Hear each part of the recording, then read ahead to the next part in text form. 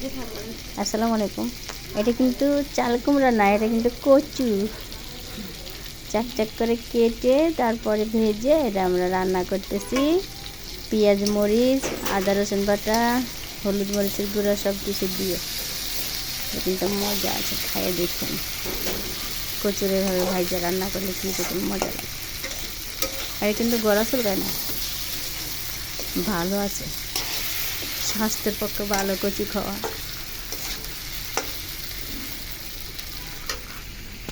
তারপরে লতিও রান্না করব। তোমার মিল শেখ হই শেখ, এটা নাকি? এটাই তো আবার হবো, আর কে দইব? তোমারটা খায় ফেলেছো তুমি? আরে না, আর একটু আছে। আমি চুষে দিচ্ছি।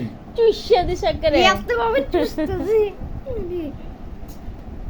ধর, নে শুরু কর।